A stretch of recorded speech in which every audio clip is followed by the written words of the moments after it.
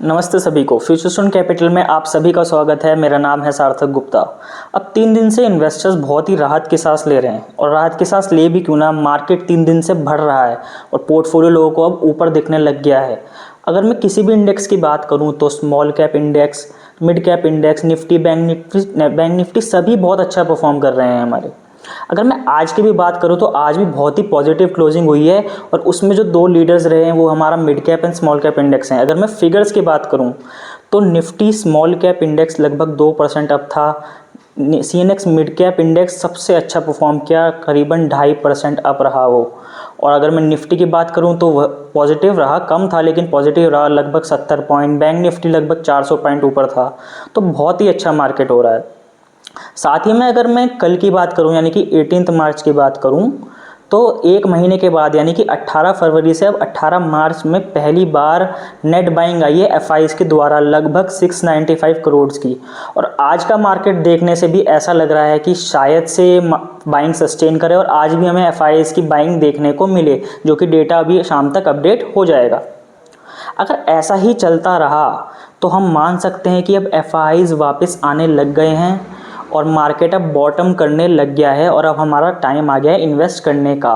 But सबसे बड़ा सवाल तो यही आता है कि क्या मार्केट ने बॉटम कर लिया है, वो और नीचे नहीं जाएगा? क्या मार्केट अभी यहीं सस्टेन करेगा, या फिर हर बार की तरह रिटेल इन्वेस्टर्स को ऊपर के भाव पे खरीदवा के बड़े प्लेयर्स मार्केट को वापस नीचे ले जाएंगे, नीचे की तरफ?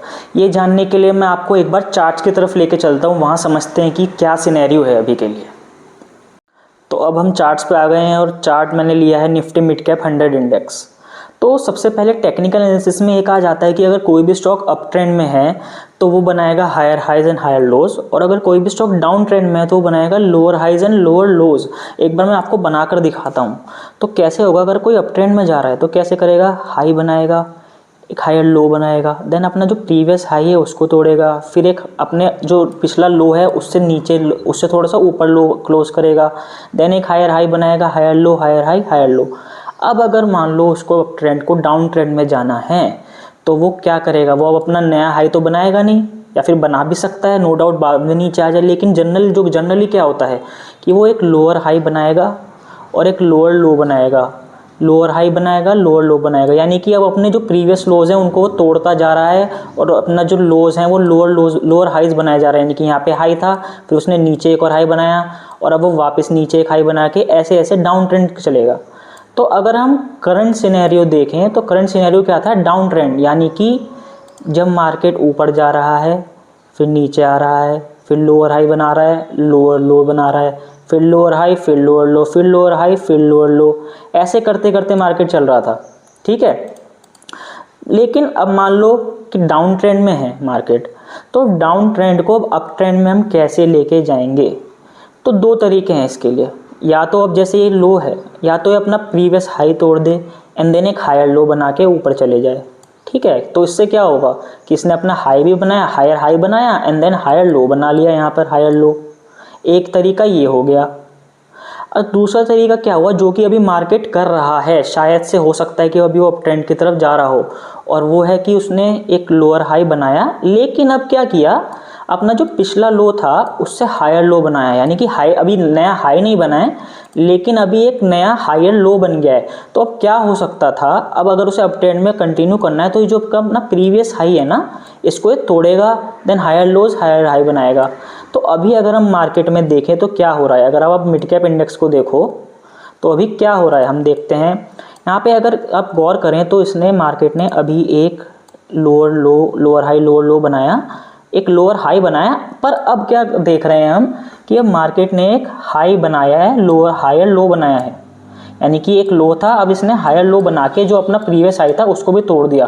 तो ऐसे टेक्निकल भाषा की उसमें देखें तो डेली पर अभी कह सकता हूं कि थोड़ा सा अप ट्रेंड की तरफ जाने लग गया है मार्केट। लेकिन अगर मैं जैसे वीकली चार्ट खोलूंगा तो अभी भी मेरे को ठीक ठाक लग रहा है। लेकिन अगर मैं इस लॉजिक से देखूं मार्केट को, थोड़ा थोड़ा अप ट्रेंड में दिखने लग गया है मार्केट मेरे को। अगर मैं कोई और इंडेक्स खोलूँ, जैसे कि निफ्टी 50 इंडेक्स खोलूँ, उसमें भी मेरे को सेम सिनेरियो मिल रहा है, हायर लोज एंड देन अपना प्रीवियस हाई तोड़ दिया इसने, प्रीवियस लोअर हाई तोड़ दिया। ऐसे ही अगर मैं निफ्टी स्मॉल कैप में देखूं तो उसमें भी ये मार्केट क्या कर रहा है, पहले एक लो बनाया, फिर हायर लो बनाया, अब लो और हाई को भी इसने तोड़ दिया मार्केट ने, यानी कि ऊपर चले गया।